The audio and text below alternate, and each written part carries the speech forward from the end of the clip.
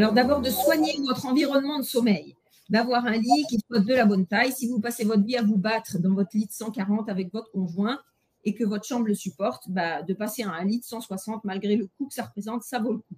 D'avoir un lit de bonne qualité qu'on essaye de changer tous les 10 ans, c'est également un facteur qui améliore la qualité du sommeil.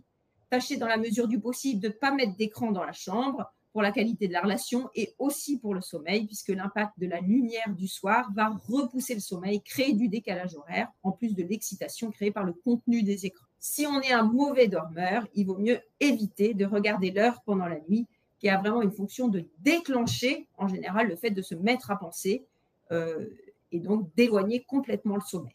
Est-ce qu'on dort mieux dans une chambre rangée? Probablement, parce qu'on a quand même besoin d'arrêter de être perpétuellement culpabilisé par tout ce qu'on voit autour de nous et qui nous rappelle qu'on n'a pas fait ce qu'il fallait. Comme il faut il faut avoir la température du corps qui descend pour dormir bien, il est très utile d'aérer sa chambre d'une façon générale et le soir, si on peut, pour dormir dans une chambre fraîche, à moins de 20 degrés, c'est certain, plutôt autour de 17-18, ce qui va favoriser la qualité du sommeil.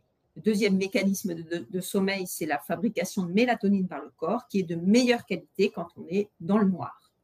Donc, avoir des rideaux opaques, ça vaut le coup. Mais le sommeil, c'est tout un équilibre sur 24 heures, jour, nuit, et pas uniquement ce qu'on fait pendant la nuit.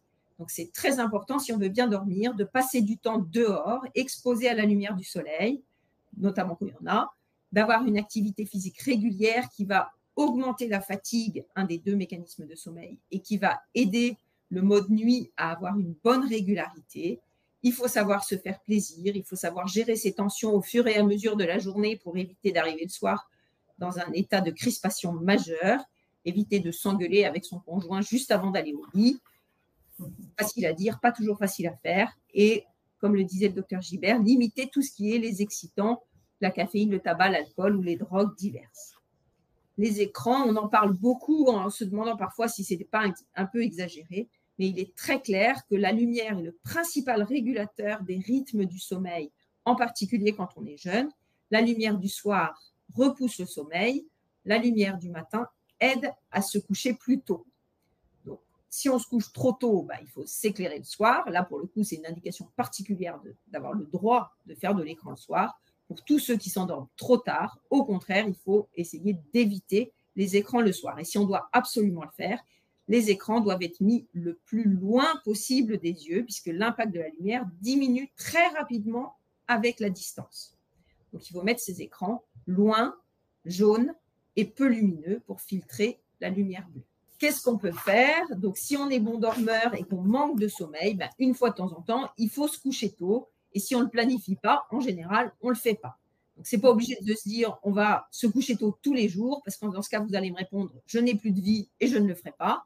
Mais on peut se dire que une fois par semaine, 2 fois par semaine ou 2 fois par mois, si on n'arrive pas plus, on tâche de se coucher tôt. Ou le jour où la personne qui vit avec vous sort, on en profite et on se couche tôt. Si on peut et qu'on manque de sommeil, les siestes sont un excellent médicament. Bon pour à la fois l'intellect, les émotions, l'apprentissage, le calme, l'ensemble de choses, et même tous les phénomènes inflammatoires ou immunitaires. Pour ceux qui dorment mal, c'est très différent, parce que s'ils n'arrivent pas à dormir, il ne faut surtout pas augmenter le temps qu'on passe dans son lit, parce que finalement, le temps augmenté sera du temps sans dormir. Et on va perdre l'idée qu'au lit, on dort. Donc, au contraire, si on dort mal, il faut remettre en adéquation le temps dormi et le temps passé au lit.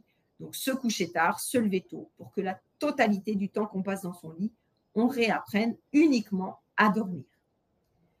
Être régulier, ne pas regarder l'heure pour pas que ça déclenche les pensées, gérer son stress et ne pas considérer ou agir en laissant le sommeil devenir une prison qui nous empêche de sortir, qui nous empêche de voir les autres, qui nous empêche de faire des choses le soir.